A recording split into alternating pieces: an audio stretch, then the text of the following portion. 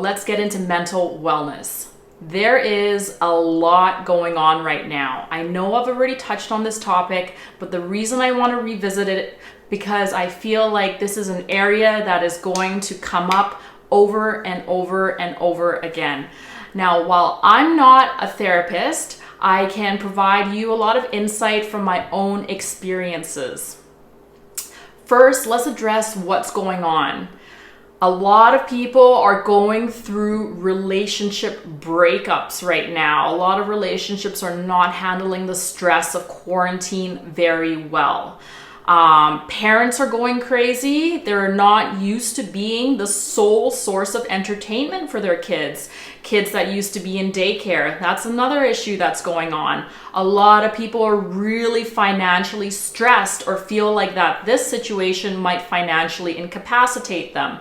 There is stress and issues going on in every single area. So as much as I would like to help everyone, I'm going to offer a more global perspective on how we can utilize this time to come out a better version of ourselves.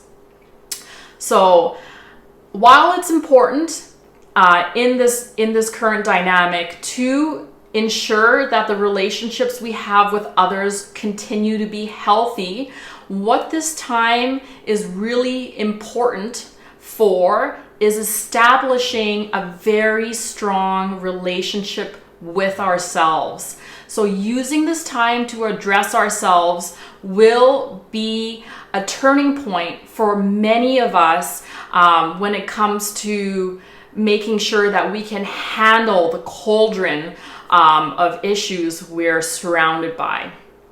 So without sounding too woo-woo on you guys, we all have an energetic flow through our body.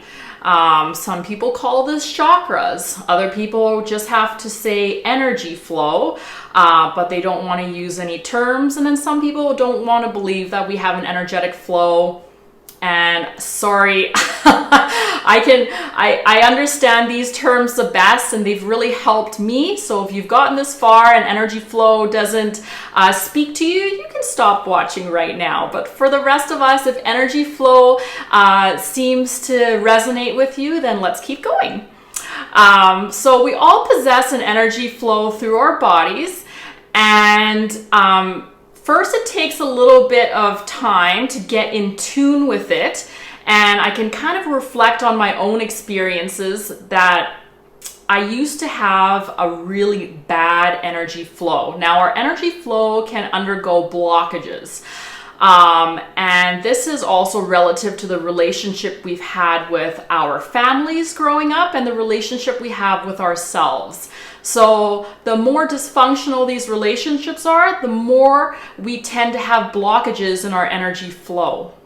So when it comes to reestablishing healthy energy flow, I have some suggestions for you guys. So number one is therapy. There is nothing that compares to having a good therapist, and I completely speak from experience. There was a time where I essentially just trashed myself.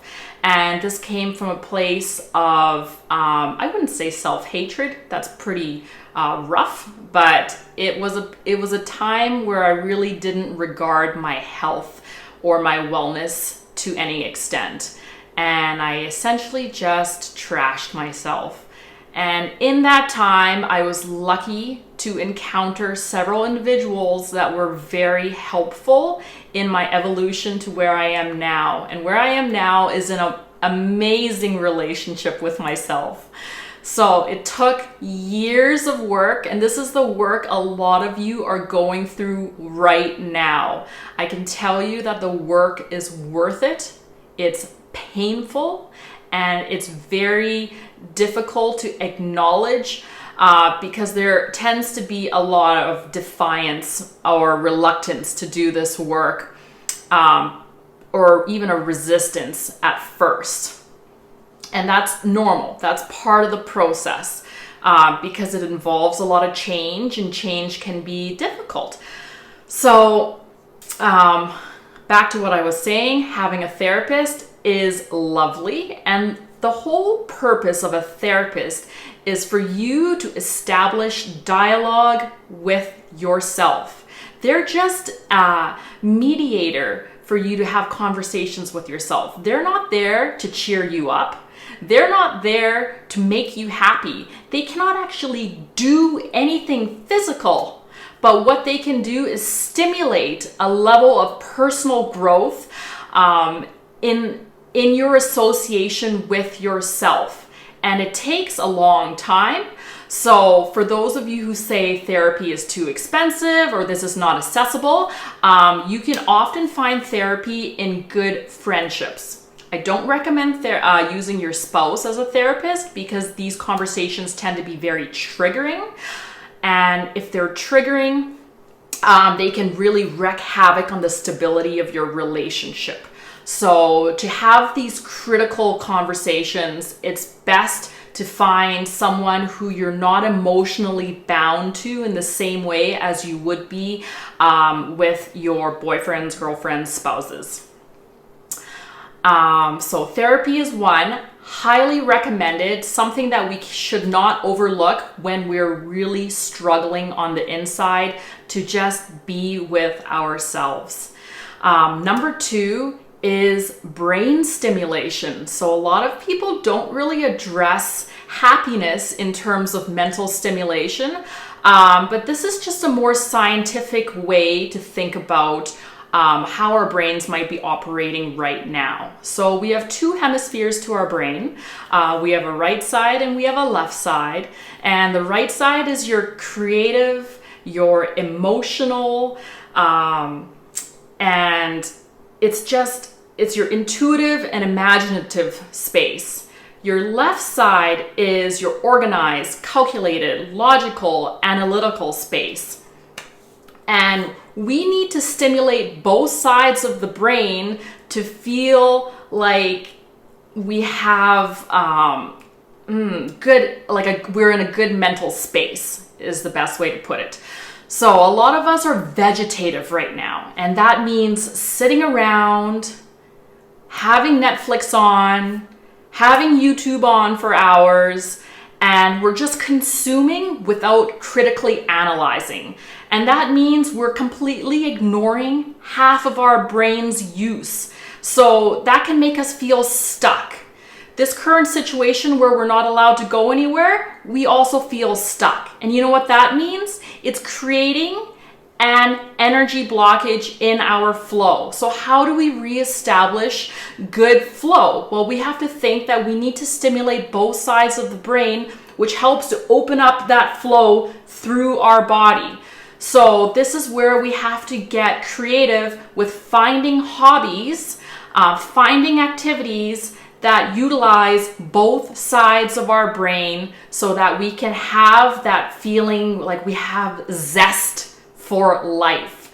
And I'm not saying stop watching movies, stop watching Netflix, anything like that. I think that's important because it often provides us with some comfort, some relaxation, some enjoyment, a little bit of dopamine release, but that cannot be the sole activity that we're doing morning to night like some people are right now. So we have to think, what can we do that's enjoyable, that will stimulate the other side of our brain to establish a good energy flow through our body?